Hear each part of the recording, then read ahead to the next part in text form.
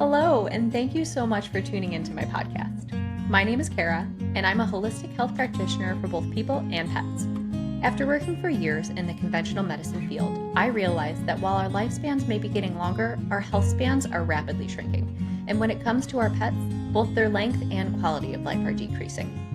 When I turned to functional medicine and a more holistic approach to health, I saw dramatic improvements for my pets, myself, and my patients. Join me each week as I merge natural health for people and pets by focusing on the root cause of disease and applying raw, real remedies that you can use to improve overall wellness for every member of your family, including the furry ones. Welcome to this week's episode. Before we start, I want to share with you an opportunity that will only be available for the month of March. My course, entitled Back to the Basics, Transition Your Dog to Fresh Food, is being transformed to a self-paced course rather than a live 4-week class. Because the format is new, I'm offering this course for free for the month of March. There will be 4 videos, each about an hour long. Lesson 1 discusses macronutrients, the role of carbs, and I talk about my pet's own journey with fresh food. Lesson 2 is about micronutrients and dissects vitamin and mineral deficiencies most commonly found in homemade diets. Lesson 3 dives deep into balancing over time, fresh feeding models, and the importance of variety.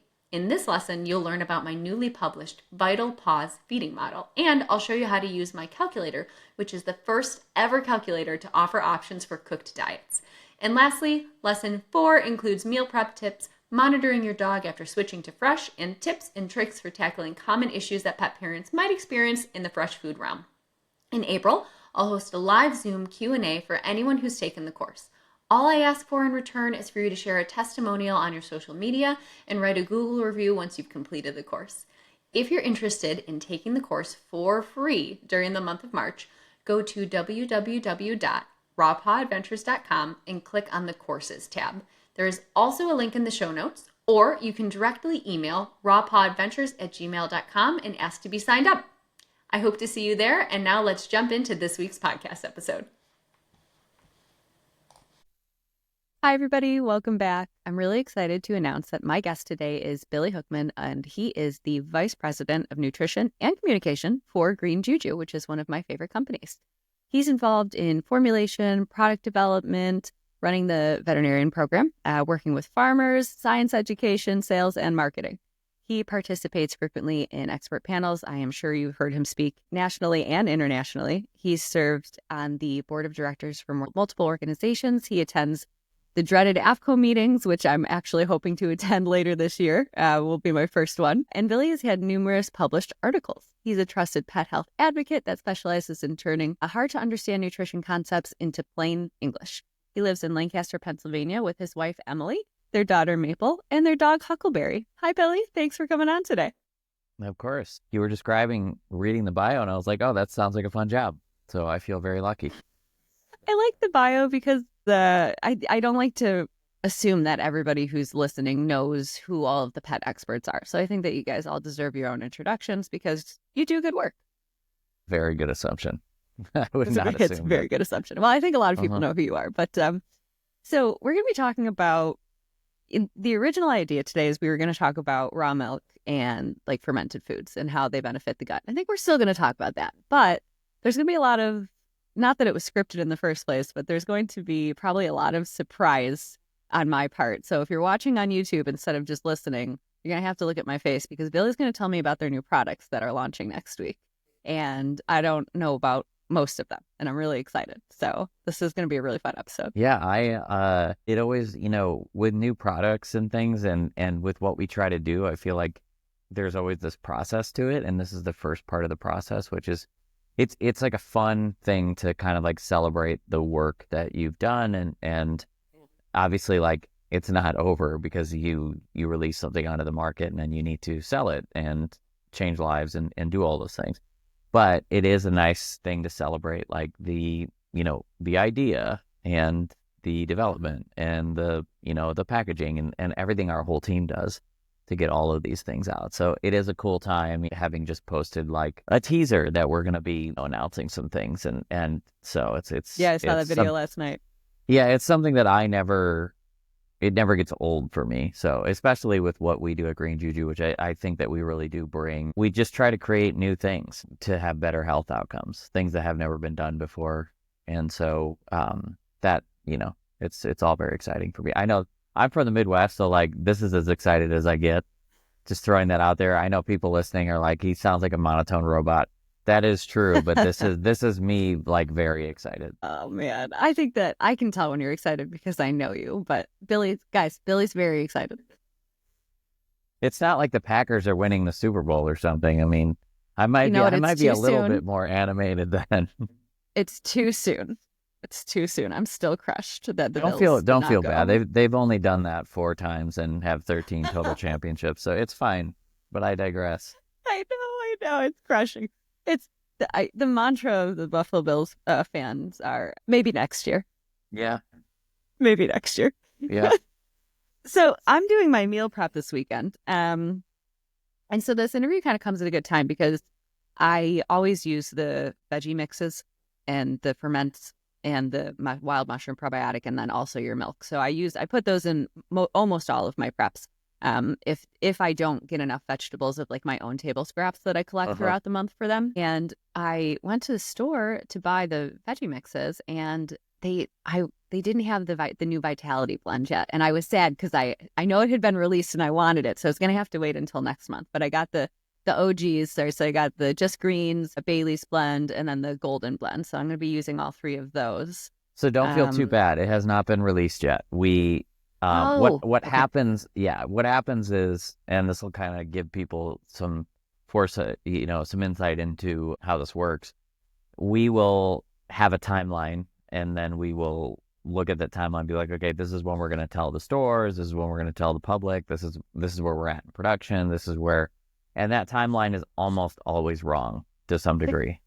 It's almost always delayed more than you want it to be, and that just goes back to production. It goes back to, in most cases, you're really trying to bring together, like, we order packaging from these people, the production facility needs this, and so like if there's any tweak in that system via the either one of those things, then you're gonna, so don't feel too bad. I will say that I think those are going to be like in store in like mid-March, as far as I know.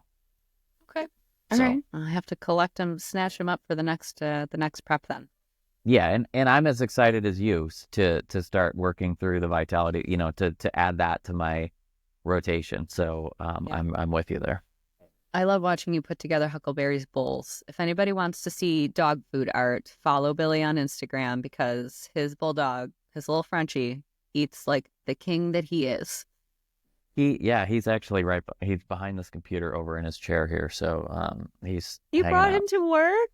Yeah, he's everyone's favorite therapy dog here. He just sits in his chair all day, and people come and pet him and hang out with him and whatnot. So that's so cute. It's a hard life for a small bulldog. I know, it's a hard life. All right, so let's dive in. Can we start by talking about fermented foods in the gut? Because I have both the BAMS beets and those golden paste. So those are both sitting in defrosting. And then I also have the Wild Fermented Mushroom Probiotic.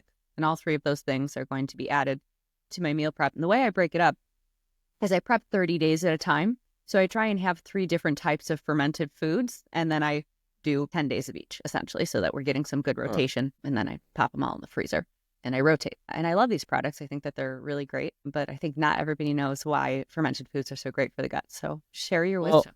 And I will tell you, Dr. Keith Weingart, our vet, would love what you're doing there, because he talks about using turmeric for healthy young dogs and dogs that don't have any health issues because of what it can do in rotation with other foods. So I think that's a really good idea. So all of those foods are wild fermented, which returns dogs and cats to their native microbiome that they evolved in.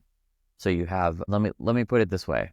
So when you take the 4 longest lived dogs in recorded history that are 27 to 31 years old, the commonality between them is that outdoor microbiome. It's dirt.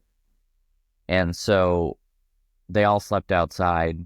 They all lived in a rural community. They were all just constantly engaging in nature's microbiome with all of these different microbes. And so all of our dogs and cats are missing that on a general, and I think that's actually a big part of why. So I think that genetics plays a huge role. Obviously, like, you know, when a malnourished dog gives birth to a malnourished dog that gives birth to a malnourished dog, you have so many generations of bad genetics. I think that's a big part of it, but I also think a big part of the missing piece of the puzzle here is that microbiome piece, and it is that they need that. It kind of goes into like when Rodney and Carrie talk about I just said Carrie, wow. Rodney and Karen talk about like forest bathing and things like that, and the substances that come off of the plants. These are real concepts that dogs and cats just don't get, mine included. And so the overarching premise of all of those products is to wild ferment them, which just means all we're doing is salt brining them and bringing down the pH, so then all the wonderful probiotics and happy yeast grow that are in the mushrooms or the vegetables themselves. And so you're just going to get not only hundreds of different types of bacteria, but you're also going to get different ones in every package you use, and it's different as it sits in your fridge. So like once you thaw it, there's going to be a certain amount of diversity, and then after a week, some of those might die off, some might grow more and kind of take over, and then the second week will be different, the third week. So if you're having it in your fridge and just spooning it in over that time, it will actually change as well. And so it goes back to not trying to sort of monetize specific cultures and look at like, oh, we know this one has been studied for, and that has been, and especially with there was any criticism I've received, say for the mushroom probiotic or something like that, has been, well, what strands are we looking at and how are they useful and where are the studies? I understand that can be useful. However, when you're trying to do something new and you're trying to do something that's never been done before, you have to look, the whole concept of this product is for it to be different every time. I don't want there to be a guaranteed amount of X strain or whatever it might be. And so that's where you're getting those hundreds of different strains. And all of those products, if you look at BAM's Beets and Lewis Fermented Golden Paste, those are both prebiotics, probiotics, and postbiotics. Those are all three. And then the mushroom probiotic is going to be a postbiotic and a probiotic. And so you do get all of these different elements, and it has to do not with a huge amount of bacteria, like as far as like one strain or two strains, but you want a moderate amount of like hundreds of different cultures. And so all of those things contain those, but then they also have their specific benefits like inflammation as far as the golden paste as antioxidant properties. And then you have something like BAM's Beets, which is really like the great everyday digestive supplement for kind of the reasons there. And then the mushroom probiotic's been really popular since it's been released, which has been really cool, especially since, when you're doing stuff like that, you just don't know how it's going to sort of be received. But what I love is you can look at all these different ways of gathering data and doing like feeding trials, which we've done on our food and all these different things. But the best data we can get is real world data. How's it working? And my favorite thing was about the mushroom probiotic was it'd been out like, I don't know, 3 or 4 months. I was in a store in Texas. I was down at an AFCO meeting last year. And I was in a store and they were like, we love the mushroom probiotic. We've already seen it reduce allergies in dogs and cats. We've seen it reduce tear stains. And they were going over all these different stories with their clients. And I'm like, that's why we do what we do. And that's the best measurement for success there is how does it work for actual dogs and cats versus like something like that. That was a really long answer. So there you go. No, but those are all the things that people need to know. So I have an article that I wrote. It's on my blog. It's rawpawadventures.com/blog. And it's called Pre, Pro, and Postbiotics. And I go into like kind of the difference between all three, so we won't go too deep into that. So if you guys want to know more about that, go read my blog. But I love that it's wild fermented. I love that you are getting something different every time. That's actually the most important to me. I don't know if I have. Yeah, I do. So if you're listening but not watching, I have a book here. It's called Eat Dirt. And it's about human gut health, and it's about leaky gut and how it could be the root cause of your problems. And they go into how it's really important to kind of return to Mother Nature and not be sterilizing everything and not be buying processed foods. And it's the same thing for our pets. And I just love the picture on this. It really drew it to me because it's just carrots that are clearly out of somebody's garden and they're covered in dirt. And when I pull things out of my garden, I just brush them off and I eat them. Or my dogs will wander over to my garden and they'll like browse. They'll pull some cherry tomatoes off of the branch and they'll eat it. And that I have a theory, Billy, about my own dog. So a lot of people know that my dog Copper, he had chronic pancreatitis and he suffered with this for years. And he would have flares every couple of months and he was super skinny and he was on prescription kibble and the works. And one feature a trait, I guess, that I found very interesting about Copper is he's obsessed with digging holes. That dog would dig to China if I let him. And when I switched him to fresh food, and I've heard this story again and again and again, so many dogs with chronic pancreatitis, they already are so inflamed or they have so much damage to the pancreas that by the time you get them off of like kibble or you get them away from their trigger, which in his case was the high carb diet that gave him pancreatitis, they'll still have flares sometimes, or they don't digest things well, or they need a lot of help, or they need digestive enzymes to start or something. He was easy. I put a plate of raw chicken in front of him and he never had a pancreatitis flare again. I can think of maybe maybe 2 episodes in the last 3 years that he's ever had just a single random vomit. His stools are perfect. And I honestly attribute that to him probably having the best microbiome of all of my dogs, because everywhere we go, he digs in the ground. And I mean, he puts his whole face and head in there and his muzzle is like covered in dirt. And I just think that he's getting what he needs from outside. Whereas my other dogs are more like people dogs and kind of attached at the hip. They'd rather be sitting with you on the couch than be outside. I think that they probably maybe are not, quite as robust as he was. And I kind of attribute that to him having such a swift resolution and recovery. Yeah, I think that's true. I think I was talking to my mom about her side of the family recently, and my mom's side of the family lives very healthily into their late 90s typically. My mom grew up on a farm. Both my parents grew up on farms, but my mom grew up on a farm pulling vegetables out of the ground and eating them exactly like you're talking about. And I think there's something to that. I think there's something that can outline how much of an impact this stuff makes. I was reading recently that there was a study that was showing that human beings who live in urban centers are losing the ability to digest plants. Now, let that sink in. And that's because we are not around ruminants anymore that much. So think about, we all share bacteria. So everyone you live with, you share bacteria, you share gut bacteria with, because you're in the same house, you use the same bathroom, etc. So you have all these microbes in common. And we used to be around ruminants all the time, cows, farm animals, all these animals, and we would share bacteria with them.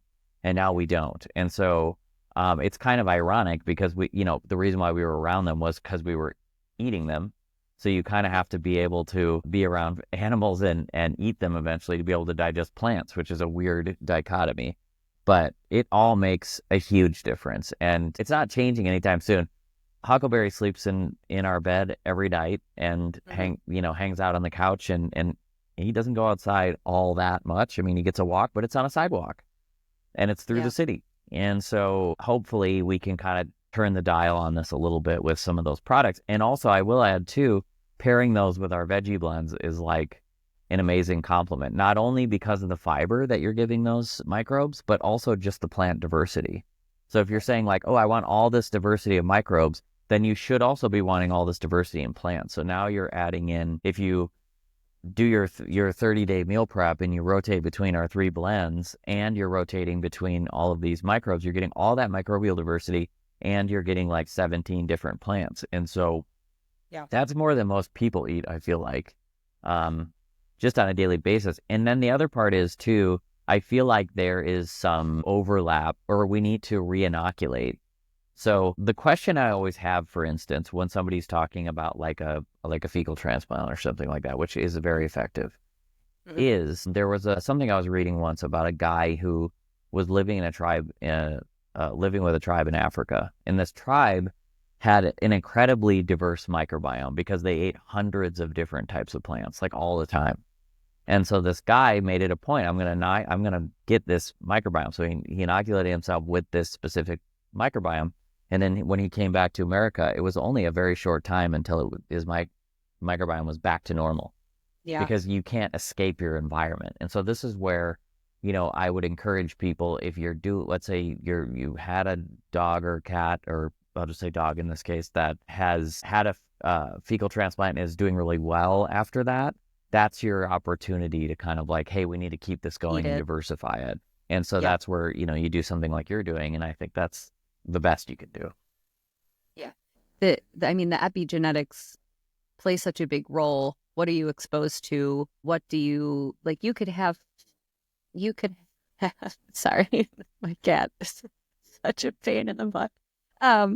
You could have a potential, like a SNP, a single nucleotide polymorphism, some kind of genetic abnormality that puts you at risk for, let's just say, cancer. But that gene may never express itself if it's not in the right conditions to do so. And so you could take two dogs with that same SNP, or cat or human, and, put one in an ultra clean environment and give them great food and not expose them to chemicals, and then take the other and put it in, a house on the 5th story of a building and always have Febreze and only feed them kibble and give them flea and tick meds every month. The one that has a less beneficial environment may then express that gene. Now, that's not how it is 100% of the time. Obviously, it play a role. And even the cleanest, most natural, most healthiest pets and people, unfortunately, can get cancer and other issues. But the epigenetics just play such a huge role. And I don't think people give that enough credit. And I think a lot of them are like, oh, well, it's just the luck of the draw. And that's not always the case. No, and all you're trying to do is increase the probability that you won't have to deal with a chronic disease or issue. I mean, that's all you can do.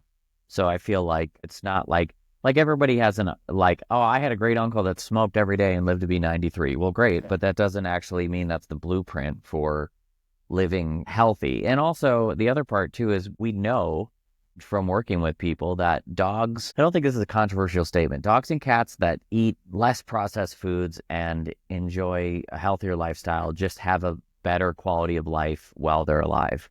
So if your dog lives to be 12 or 13 or whatever, if you can give them the best quality of life during that time, then you really won. So it's not always about, you want to focus on quality and hope for quantity. It's great if your dog lives to be 25, but it's a hard thing. And also, here's a great example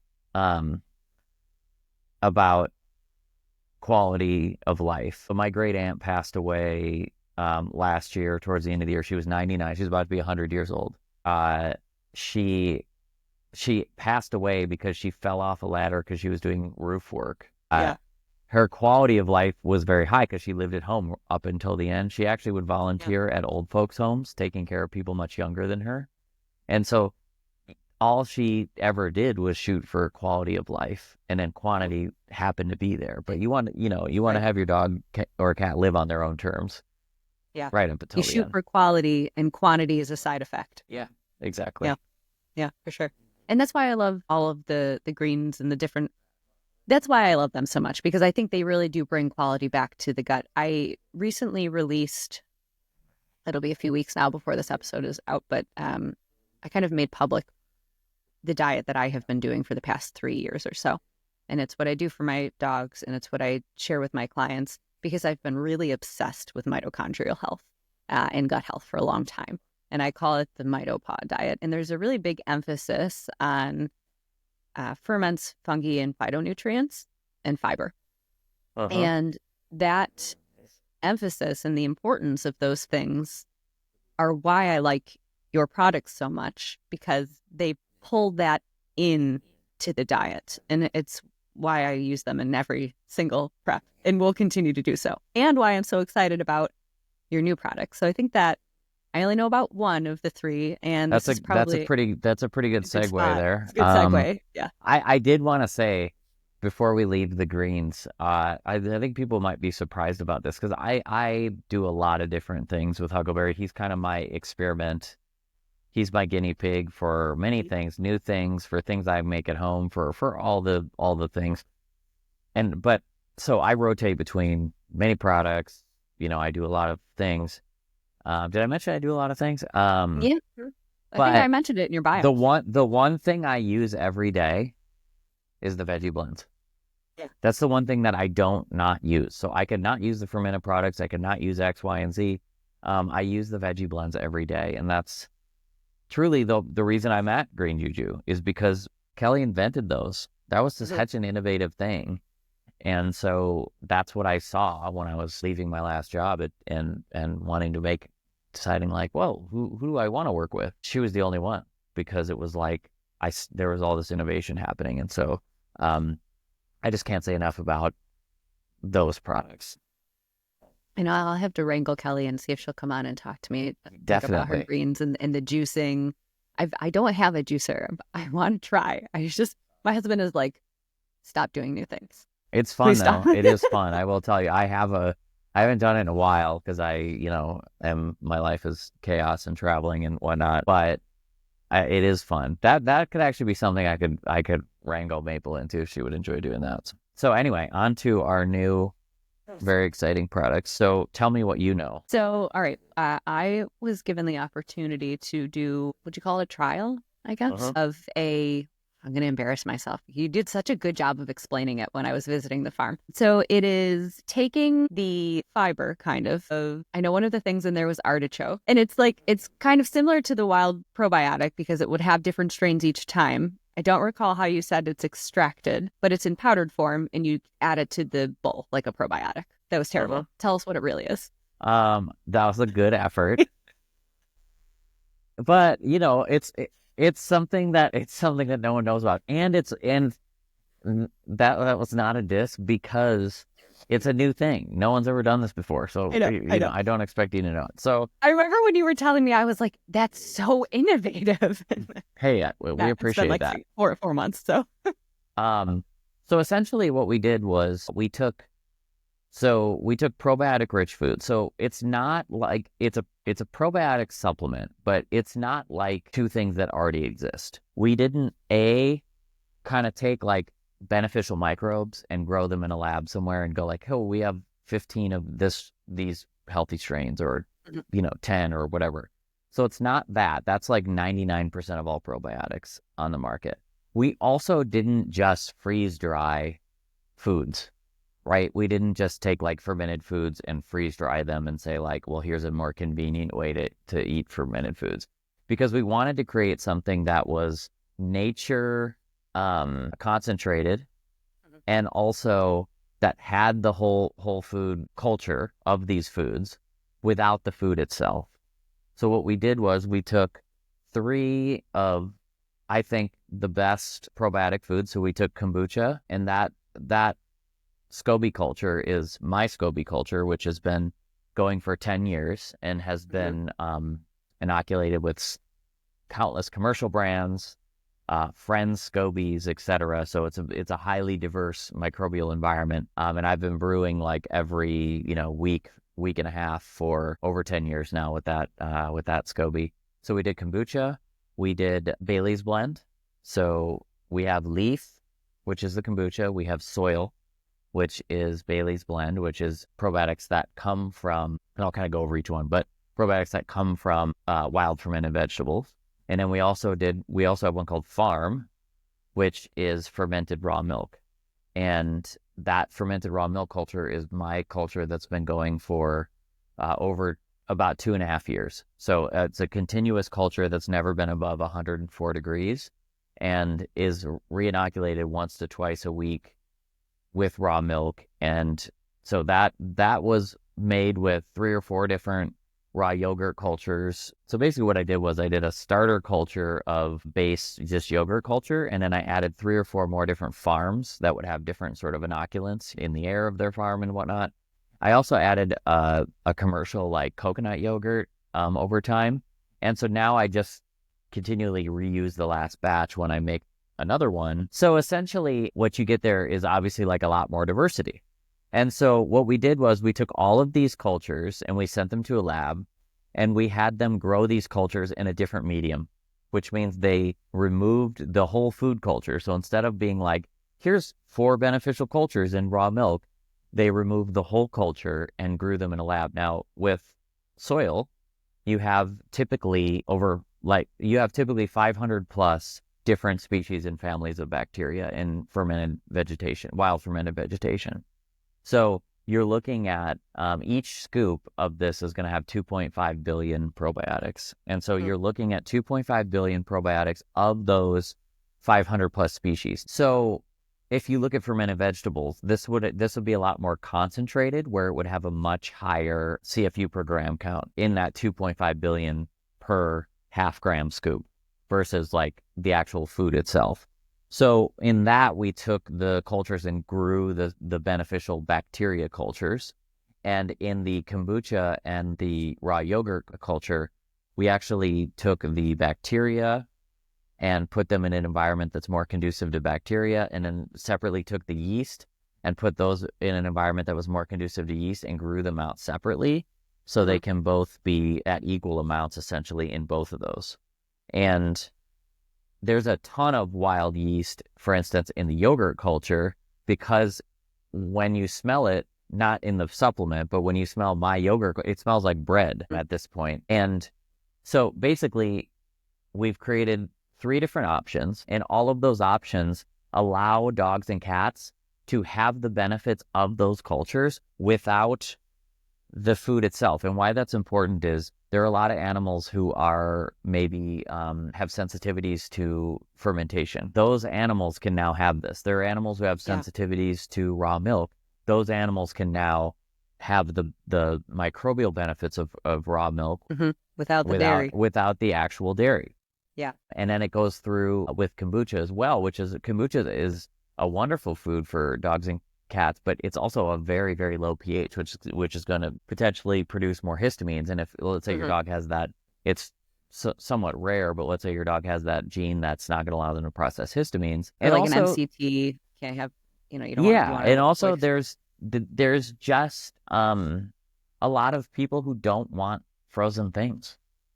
They when they feed their dog, they just, at Green Juju, we're not trying to just help people who are like the top commenters in Facebook groups.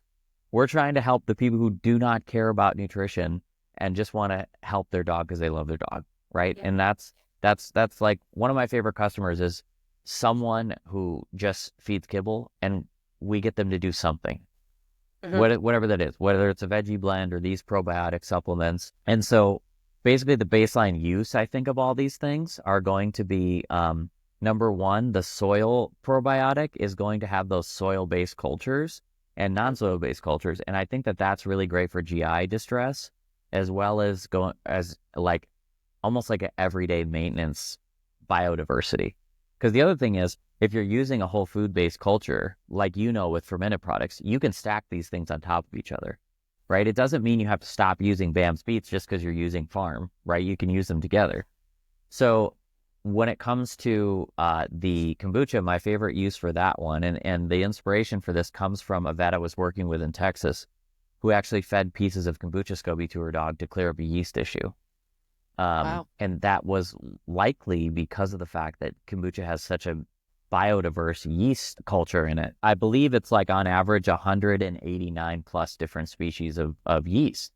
And so consider that if your dog has a yeast issue, they have that yeast at all times. It's just it's overgrowing. So the coolest thing about this was it's a yeast sort of balancing supplement, meaning you're going to inoculate with this balanced profile of yeast, but then you'll also get those wonderful bacteria. And also we know in humans that kombucha has a really interesting microbial profile. Actually, Dr. Keith, I haven't dove into it. Dived or dove? Dived. Dove? Dive? Dove. I haven't dove into like it. dove. It's dove. I haven't dove into it yet, but Dr. Keith just sent me another. We tend to send each other studies, but he just sent me another interesting one on kombucha and gut uptake. But we know in humans and other mammals that kombucha lends itself to sort of like fasting microbes and weight loss and healthy metabolism. So I think that will be really cool. And then farm. So by the way, with that one, you're looking at like 300 different species of bacteria and yeast. So with farm, we know through studies with raw milk that you have at least 3,000 different probiotic species and families of bacteria. And that's dependent on genetics, what that goat ate, the temperature of the grass, the time of year. There's all these various things. And so what you have there is a culture that's made, the base culture, before you ferment milk, you have this culture set that's made to build an immune system. That's meant to be an immune system. So I think this like maybe say colostrum or something like that is going to be a really good immune system booster and a really good base diversity one. So I think there is specific uses for each of those, but what a cool thing to be able to rotate between them. Yeah. And be able to, I love that you include the yeast. So I want people who are listening to understand that we all have yeast. We have bacteria, we have yeast, we have viruses, we have protozoa, we have everything. It's all in the gut. You need a mix. It's not just, you look at the colon and there's only bacteria in there. It doesn't work like that. And I know that a lot of dogs suffer from yeast overgrowth, and it could be candida, it could be thalassemia. There's you kind of have like your usual suspects. But if you have a yeast overgrowth, it's usually a specific one that is growing out of control. That doesn't mean that you can't or need to limit all yeast. And so something like this, having a small amount of many, can help balance that out. Is that what I'm understanding? Yeah, I think there's a couple ways to control yeast. There's actually more than a couple, and people have success with all of them. There's protocols. There's what I'm talking about with inoculating yeast. But a side note, there's another one that works really well. It's actually in Rita Hogan's book, and she talks about just eliminating all carbs altogether. And what's funny about that was I texted her because one of the dogs in our feeding trial, that's exactly what happened, because that dog was only on our beef formula for 6 months, and 3 months into that protocol, this bulldog that had a chronic yeast issue, it cleared it up. And that was because our formulas are basically like no carbohydrates, because the only vegetation is dark leafy green, and that's almost all fiber. So there are multiple ways to manage this, but I think that at best, even if you do that, you can then introduce healthy yeast later, once you kind of clear up the problem, to maybe avoid things in the future. And so as far as I know, this has never been done in the human or the pet world, as far as taking a whole food culture and then growing it in a completely different medium to get the benefits of all these cultures without the food itself. And so that's what really, I think, drives us. I don't remember exactly where this idea came from. As I say this a lot, but we always do really try to think outside the box, not only because it's a good business move, but also because we don't have the answers for what the best diet is. We don't have the answers for what, it's I'll just be honest with you. It's one of the reasons I have a hard time with like online groups and stuff like that, is because everybody's so sure of what they're feeding.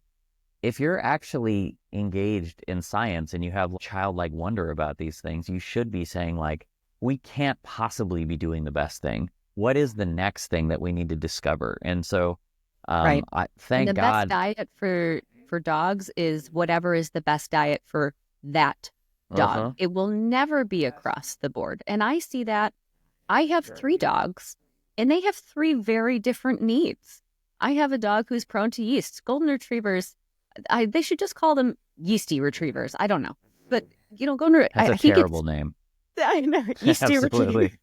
That's all right. With that, I'll see you later. I'm good. You know how it is. But yeah, they're so freaking prone to yeast overgrowth. And so, he gets different things than the other ones get. And my smallest dog, she tends to have weird stools sometimes. So I tend to give her more fiber and a little bit more bone. And then my one who had the history of pancreatitis, I tend to be a little bit cautious in terms of carbs for him, because that was his driver of pancreatitis. So 3 different dogs, 3 different needs. And I think that's the case for every animal that's out there. And that's also why I get a little bit leery about these Facebook groups, because it's like, my dog has diarrhea, and you get 20 people descending going, slippery elm. And it's like, oh, there's like 10 different potential things that could be causing that. And maybe we don't want to just do slippery elm. So like, this is why I love Rita so much. Dogs are individuals. Yeah. And they need to be treated as such. Yeah. I mean, I feed Lua. I fed Lua completely differently than I feed Huckleberry. I mean, it's just a totally different situation. And part of that's just because I've learned more. I feel like there's always times you wish you could go back and like, oh, I wish I would have done this differently, but we all do the best we can with the information we have. But that's how we approach these things at Green Juju is how do we create better products that creates a better health outcome for that specific animal. And this gives people a lot more options. And I think too, in the case of like cats, for example, a lot of people can't get their cats to eat fermented foods. And so this will be a game changer for them because honestly, it just tastes slightly sweet. Obviously I've taken this. I actually had some this morning in my breakfast. So I think there's an element to that as well, but it's super exciting. I also love the fact that we also got to do cultures from me and Kelly. So like, I think it's great to have like a spectrum across the board, but to also celebrate the original thing that Green Juju was, which is those veggie blends. And I love it. It's like returning to the root. And I know that technically, officially, your animals are, or your products are for animals. I have tried a great many of them. I drink the milk sometimes. When I use the wild mushroom probiotic, I'll take like a little swig just because I'm like, all right, let's just have it. The BAM Speeds, I'll take like a little nibble. The only one that I can't do is the golden paste. I despise the taste of turmeric. Oh, it's tough. It is tough. I can't do it. But yeah, those. So I've tried them all. My favorite recent story about the production is I took Dr. Keith around to the farms, and you've been there. And when we went to John King's farm, I think we were doing some R&D when you were there. It was just like one thing. But when I took Dr. Keith there, so the Amish do church at someone's house every week. They don't go to a church.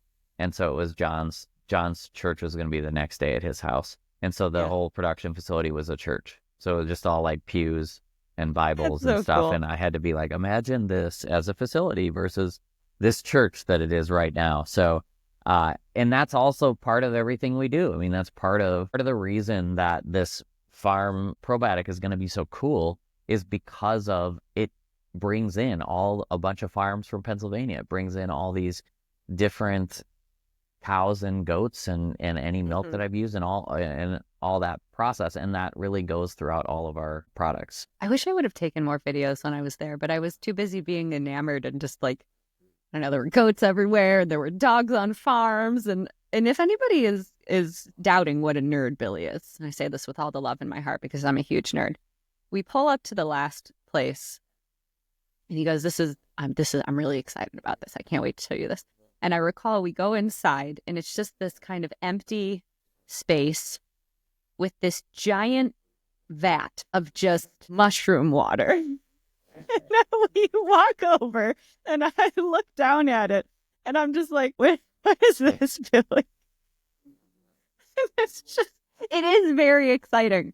But I don't know, I was expecting to walk into the warehouse and see like some kind of, crazy contraption or like, and then it's just like this tub of like, it's mushrooms floating in water.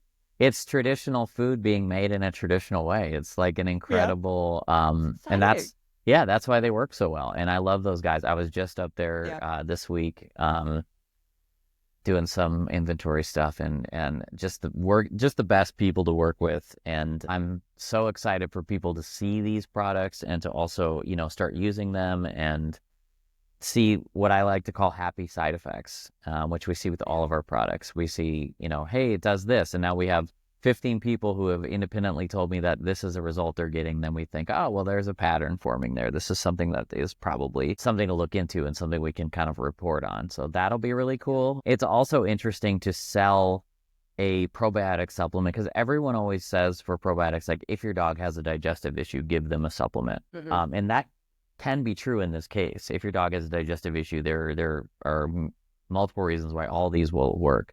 But we're selling this as a general diversifier. Is that you have a young, healthy dog? Great. Let's keep them young and healthy as long as possible, both through diet, but also through diversifying all of their bacteria. And so it's the same thing with everything we do. I mean, when I feed Huckleberry, I'm trying to protect his liver, his kidney, his pancreas, all these things.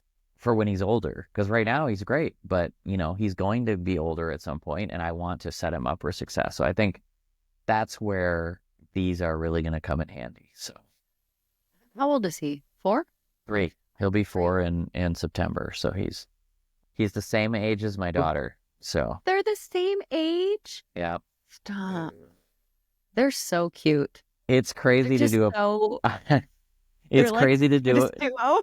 to do a puppy and a baby at the same time. But he luckily he made it. Like, it was funny because we got him at 8 weeks and I brought him home, and the reason why he comes to me, the co-working space with me, is because I initially was like gonna leave him at home, and I was like, okay, here's the general care of this puppy to Emily, and she called me in about an hour and was like, nope, can't do both of these things. This does not work for me. So I came home and I scooped him up and put him in the chair at the co-working space, because puppies don't know if they can jump down, and they just will sit there all day.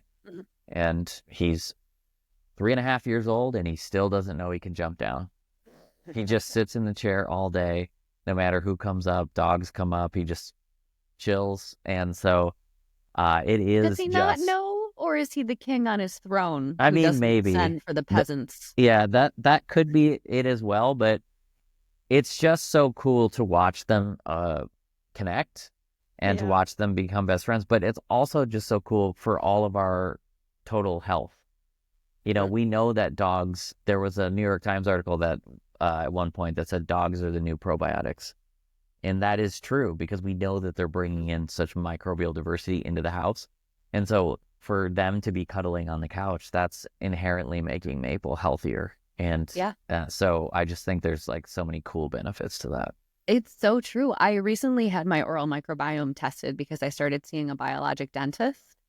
And so they'll just like do a swab, and then they'll put it under the microscope and they'll pull it up right there in the office. But then I did a send out because I was just curious. And my send out came back and it had high levels of fusobacterium. And so I went back to the dentist for my follow up, and she was looking through it and she goes, "It's kind of unusual. We don't see a lot of people with high levels of this." And I said, "It's because I have dogs." And she was like, "That makes a lot of sense, because this is a bacterium that is soil-based, and not a lot of people are eating soil, or, you know what I mean?" And part of it could just be because I pick things out of my garden and eat it. But I have no doubt that Copper is probably also part of the reason with his soil-covered face 3 days out of the week. Oh, it's 100% true. And that's a reason why, like, it matters that the people you live with eat healthy, because everybody affects everybody. And so what the cool thing about that is you can give your dog these probiotics and ultimately probably have a greater effect on your microbiome, because you're going to share in some of those probiotics, especially if they're licking your face or sleeping right next to you, or whatever, however that works. So that's something I think about a lot in terms of when I'm feeding him. That's my favorite part of the day. So yeah. I love it. So I have one more question for you before we wrap up. And I think talking about the golden paste is like a good way to kind of tie in this question. So turmeric on its own is not particularly well absorbed through the gut. And so for that reason, it can actually be really beneficial for inflammatory gut disorders, because it's kind of staying in there and working on the gut lining. However, if you ferment it, it is going to be better absorbed and processed. Can you just talk a little bit about what is the difference between a fermented vegetable or product versus just doing kind of like juicing or steaming, and like why that is different in terms of digestion assimilation? Well, that's why it's so funny now, because I feel like it brings in a larger point, which is that we're trying to like monetize health and like the wellness industry.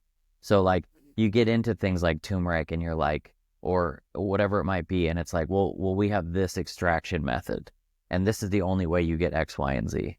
And so you say to yourself, am I supposed to believe that no mammal or animal got any of these health benefits up until this extraction method was developed, right? It may be the best extraction method, which is awesome, because again, we're pushing boundaries, right? We need better things, new things. But in this case, we went in with the turmeric specifically, but everything I'm going to talk about goes into all fermented products. We're just going backwards. We're going back into the traditional sense of how people were making these foods. Yeah. So instead of putting something in it that would increase absorption through like a nutrient pairing, like ginger or black pepper or something like that, where you're all nutrients pair with other nutrients, they connect to things. A great example of that, just a side note, is iodine. So iodine in foods connects with other nutrients. I'm trying to think of specifically what the I'll think of it, but specifically with a nutrient which makes, for instance, like seaweed, it makes the iodine much less absorbable, which is why it's like almost impossible to have a toxic amount of iodine from seaweed, right? Like people in Japan can eat like 50 times the RDA and they're still, right? Because they're only digesting like 8% of it or something like that. Yeah. So as food opposed just to taking an isolate and in a lab and, putting it into a synthetic form or a single isolate form, which can cause, but I digress. Exactly. Then your thyroid's gone. But, it's one of those things that like, so it's hard to overdo it with food, which is a great thing when it comes to fermentation. So fermentation in this sense, and there's a lot of different types of fermentation, but in the sense that we're doing it is just the bacteria eating the food. They're just simply eating it and pre-processing it for you, which makes it inherently more digestible. And that's also where the postbiotic thing comes into play, because they're producing new nutrients. So vitamins, especially B vitamins, organic acids, enzymes, all these things that make it easier to digest food. And in the case of the turmeric, you have the main ingredient, which is curcumin, which is one of the like curcuminoids or whatever. I think that's the right term that I'm using. But there's also multiple other ones, right, that are in the food itself. So that's why it's important that we don't use like a powder. We use the whole root with the skin, the whole deal, right, when we do the fermentation. So when we do that, those bacteria eat the curcumin and turn it into metabolites, which then just go into your bloodstream. So they're doing that for you. And I've heard actually skeptics of this process say like, well, your body would do that anyway. Okay, but in this case, your body doesn't have to do it. And maybe your body's not that efficient at doing it. You just never know who's going, like a good example of that is beta carotene to retinol conversion. Some people can't do it at all. And most people aren't really good at it. And so there's a false sense of security that you can eat, X amount of squash and get vitamin A. Maybe you can, but maybe you can't, right? So you need the best version of it. So in this case, you have that in just a much easier way. And all fermented foods carry all of those benefits as well. So you'll get those with all of our fermented products as well. The last argument I would make to people who are skeptical or saying like, oh, well, we didn't do this years ago.